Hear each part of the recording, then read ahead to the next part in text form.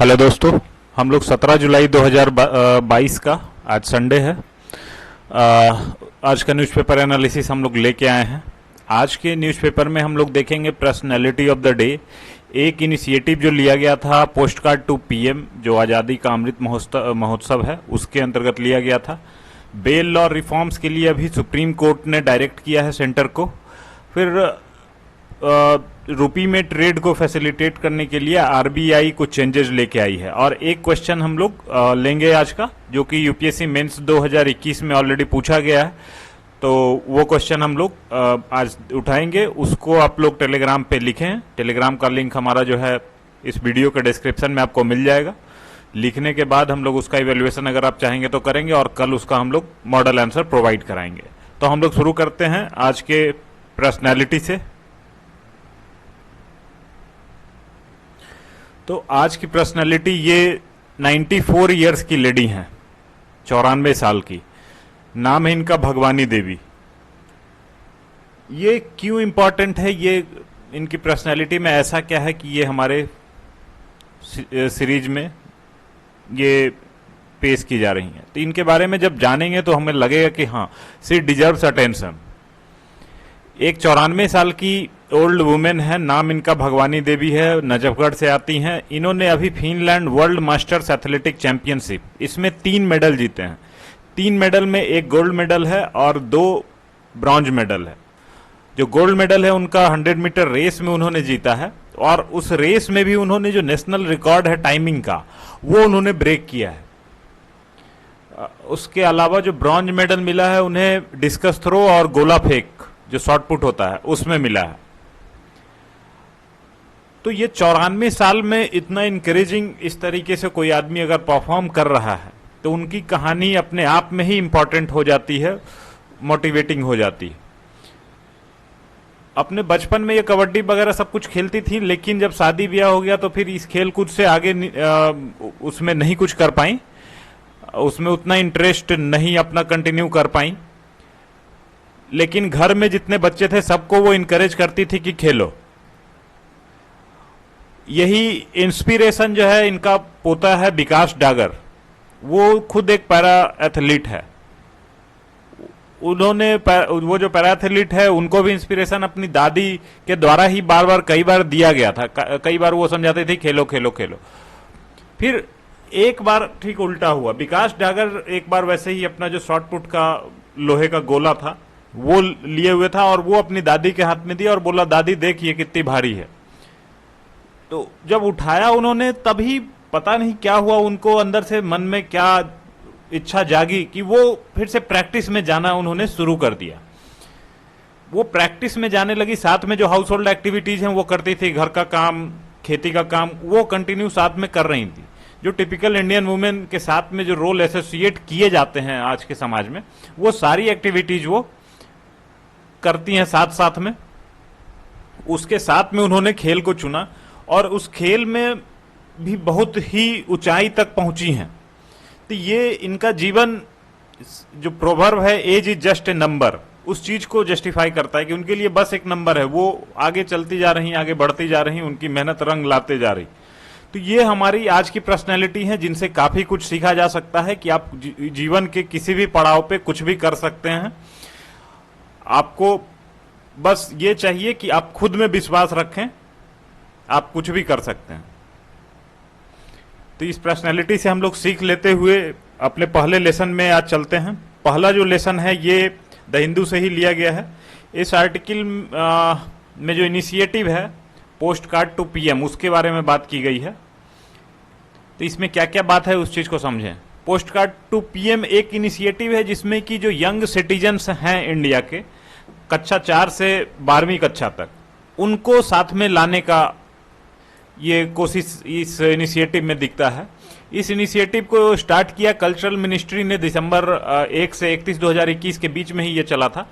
इसमें क्या बात थी कि पोस्ट कार्ड भेजेंगे बच्चे पीएम को, और उसमें 3 चीज है, 3 लाइन पे उनको बात करना है कि उनका फेवरेट फ्रीडम फाइटर कौन है, वो जिस एरिया से आते हैं उनका कोई अनसंग हीरो हो, कोई वैसा आदमी जो बहुत अच्छा काम कर रहा है लेकिन उतना ज्यादा उसको रिकॉग्निशन नहीं मिल पाया है, और तीसरा ये बात कि वो आजादी के 100 साल पूरे होने पे यानी 2047 में वो भारत को कैसा देखना चाहते हैं, क्या चीज है जो कि आप भारत में देखना चाहते हैं, या क्या ऐसी चीज है जो आप भारत में नहीं देखना चाहते हैं 2047 में।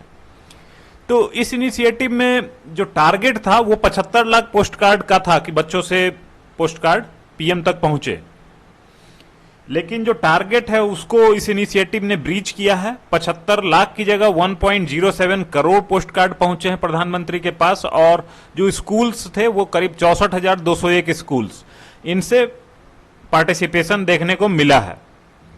ये सारे जो लेटर भेजे गए हैं बच्चों के द्वारा उसको डिजिटलाइज किया जाएगा और आर्टिफिशियल इंटेलिजेंस के बेसिस पे उसको एनालाइज करके उसमें जो मेन थीम है उसको आइडेंटिफाई किया जाएगा, और जरूरत अगर वैसी दिखी तो पीएम उस पर तो रिस्पॉन्ड करेंगे ही, जो भी बहुत ही अट्रैक्टिव होगा उस पर, या फिर जो मेजर थीम जो पीएम का अटेंशन कैच करे।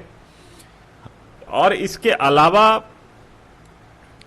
इस पे एक्शन भी दिखाया जाएगा जहां पे बच्चे ज्यादा मेजर जिस पे फोकस है। जैसे मेजर थीम हमारा जो इन बच्चों के लेटर में दिखा है वो है इरेडिकेशन ऑफ पॉवर्टी, गरीबी का दूर किया जाए और करप्शन को दूर किया जाए, ये मेजर थीम रहा। इसके अलावा भी काफी सारा थीम बच्चों ने सजेस्ट किया, जैसे हाइजीन हो गया, एम्प्लॉयमेंट हो गया, सैनिटेशन हो गया, एजुकेशन हो गया। तो ये काफी सारी बातें बच्चों के लेटर्स में सामने आई है।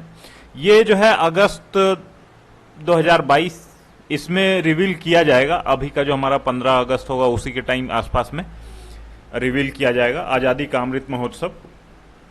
उस फेनोमिना उसी प्रोग्राम के अंतर्गत में ये सारी एक्टिविटीज की गई है। तो ये काफी अच्छा इनिशिएटिव है। इसको आप आर्टिकल को कहां कहां यूज कर सकते हैं। एक क्या है कि citizens participation since there young age, ये वाली बात हो गई। दूसरा कि आर्टिफिशियल इंटेलिजेंस यूज किया जा रहा है लोगों की मांग को एनालाइज करके उसको पॉलिसी फ्रेमवर्क में इंक्लूड करने के लिए। तो ये टेक्नोलॉजी का यूज वाला ये वाला पार्ट हो गया। तो ये दो जगहों पे यूज किया जा सकता है। और भी कई जगह हैं जहाँ कि आप इसको यूज कर सकते हैं, वो आपके सोचने पे निर्भर करेगा कि आप और कितना सोच पा रहे हैं और कहाँ कहाँ यूज कर सकते हैं। इस वाले टॉपिक में इतना था। हम लोग आते हैं अगले टॉपिक पे। अगला टॉपिक है बेल लॉ रिफॉर्म। जुलाई 11, 2022 को सुप्रीम कोर्ट ने सेंटर को अर्ज किया कि आप जो यूके में बेल एक्ट है उसी के लाइन पे यहां पे एक बेल एक्ट लेके आए, ताकि जो बेल का प्रोसेस है उसको सिंपल और स्ट्रीमलाइन किया जा सके। तो ऐसा क्यों कहा सुप्रीम कोर्ट ने, तो उसका 4-5 रीजन है जिसकी बेसिस पे उनका ये पॉइंट बन रहा है। पहला पॉइंट है कि वेरी लो कन्विक्शन रेट। जो कन्विक्शन रेट है, जो किसी को पकड़ा जाता है उसको कन्विक्ट किया जाए, वो रेट काफी कम है। तो ये रेट अगर काफी कम है तो अगर बिना कन्विक्शन के किसी आदमी को जेल में रखा जा रहा है तो ये तो हो गया कि बिना क्राइम किए उसको जो है सजा दी गई। तो ये चीज को सुप्रीम कोर्ट चाहती है कि किसी को ना फेस करना पड़े। दूसरा है कि अंडर ट्रायल का परसेंटेज बहुत ही ज्यादा है, जो कि जेल में ओवर क्राउडिंग को की सिचुएशन लेके आ रहा है। अंडर ट्रायल का हम लोगों ने डाटा देखा था कि 2010 में 65% था, 2020 में 76% तक वो बढ़ चुका है। और जेल की क्लॉगिंग की सिचुएशन भी हम लोगों ने देखा था कि यूपी सबसे ज्यादा क्लॉगिंग है, वहां के जेल में ओवर क्राउडिंग है। करीब करीब 177% स्ट्रेंथ जो है, जितना स्ट्रेंथ है उसका 177% वहां पे लोग हैं जेल में। तीसरी बात कि इन जनरल ये होता है कि bail is the norm. In general आपको बेल दे दिया जाएगा और जेल एक्सेप्शन सिचुएशन में ही भेजा जाएगा। तो इस वाले के अंतर्गत में भी पहले बेल मिलना चाहिए, तो इसको स्ट्रीमलाइन करना इस प्रोसेस को जरूरी है। चौथा, जो भारतीय कानून संहिता है उसके तहत में किसी भी व्यक्ति को तब तक इनोसेंट माना जाता है जब तक कि उसको दोषी साबित ना किया गया हो। तो इस वजह से जब तक उसको दोषी साबित नहीं किया गया है तब तक उसको जेल में रखने या किसी भी प्रकार की सजा देने की कोई बात नहीं होनी चाहिए। एक और बात है कि जो सेक्शन 41 है ऑफ सीआरपीसी, ये इंपावर करता है पुलिस को किसी को भी बिना वारंट के अरेस्ट करने का वो एम्पावर करता है पुलिस को। तो इसका बहुत ही ज्यादा मिसयूज किया जाता है। इसके अलावा सेक्शन 41 है, 41A, इसमें प्रोसीजर दिया गया है कि पुलिस के सामने कोई आदमी अगर अपीयर करेगा तो वो कैसे अपीयर करेगा, उसके क्या प्रोसीजर होने चाहिए। तो इसका इन दोनों ही जो सेक्शंस हैं सीआरपीसी के, उसका बहुत ही ज्यादा मिसयूज अभी देखा गया है। तो इन सबको ठीक करने के लिए एक बेल एक्ट होना चाहिए। ये जो ऑर्डर दिया था सुप्रीम कोर्ट ने, इसमें क्या क्या बात कही थी उसको भी हम लोग देख लेते हैं।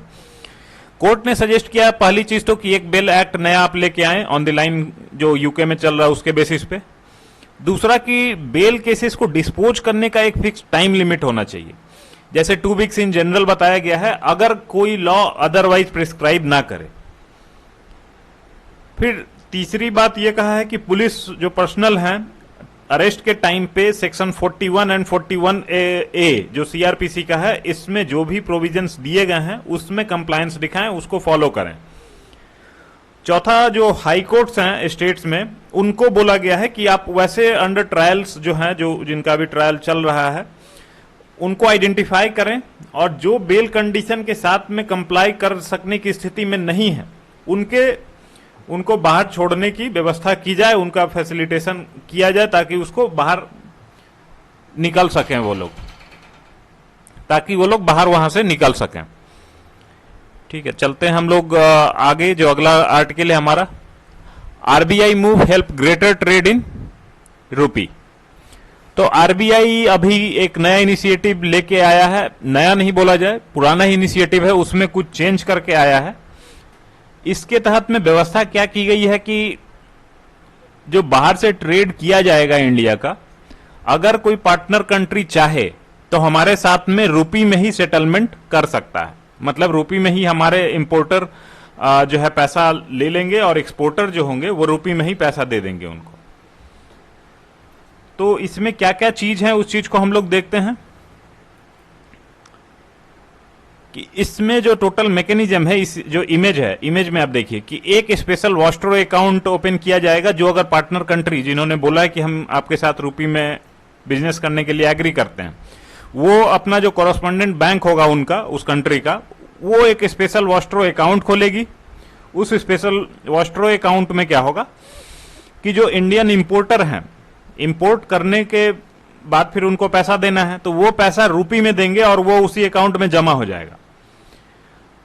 वो पैसा जमा हो गया उस वॉस्ट्रो अकाउंट में। अब रूपी का इंपॉर्टेंस उस कंट्री के लिए तो उतना नहीं है जब तक कि वो ट्रेड में इसका यूज करे।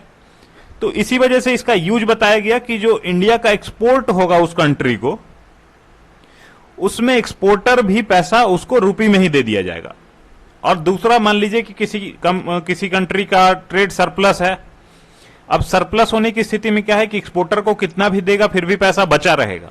तो यहां पे जो इस वाले प्रोविजन में अलाउ किया गया है, उसमें यह कहा गया है कि जो आपका सरप्लस पैसा बचेगा उसको आप इंडिया में इन्वेस्ट कर सकते हैं। अब इन्वेस्ट करने का मतलब क्या है कि किसी भी इंफ्रास्ट्रक्चर प्रोजेक्ट या फिर आपका government treasury bills, government securities, उसमें इन्वेस्ट कर सकती है वो कंट्री अगर चाहे तो। तो ये जो मैकेनिज्म था ऑलरेडी एग्जिस्ट कर रहा था, लेकिन बहुत ज्यादा यूज में नहीं था। अभी क्यों इसमें चेंज लाए गए हैं तो उसको हम लोग देखते हैं। तो अभी जो मेजर चेंजेज हैं उसको पहले समझेंगे तो हम लोग समझ जाएंगे कि क्या ऑब्जेक्टिव है इसको चेंज लाने का। पहला चीज ये है कि जो payment message system world wide accept होता है वो है SWIFT, society for world wide inter bank financial telecommunication. इसका फुल फॉर्म भी बहुत सारे एग्जाम्स के लिए इंपॉर्टेंट हो सकता है, स्टेट पीसीएस और इन चीजों के लिए। यूपीएससी के लिए उसका फुल फॉर्म उतना इंपॉर्टेंट नहीं है।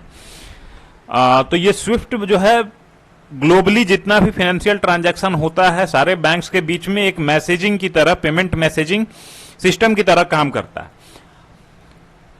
अब इस वाले में क्या ये चेंज लाया गया है कि जो स्विफ्ट के अलावा भी कोई पेमेंट मैसेजिंग सिस्टम होगा उसको भी एक्सेप्ट किया जाएगा।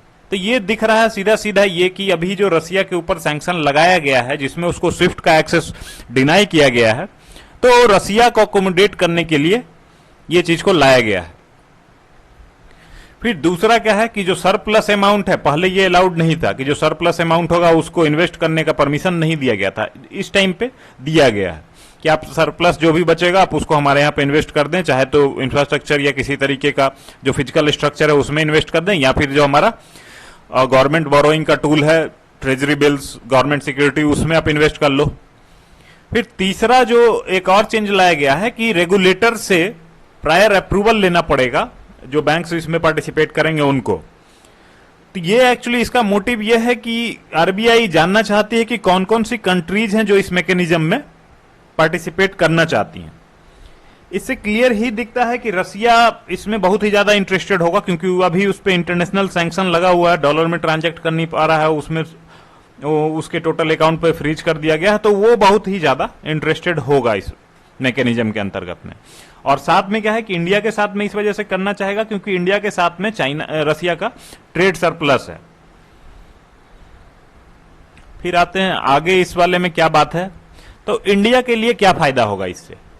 इंडिया के लिए फायदा अगर हम लोग देखते हैं तो सिर्फ रसिया का अगर हम लोग देख लें पार्ट कि रसिया ही अगर रुपये में ट्रेड करने लग जाए तो इंडिया का जो फॉरेन करेंसी आउटफ्लो है ये 3 बिलियन हर महीने से कम हो जाएगा।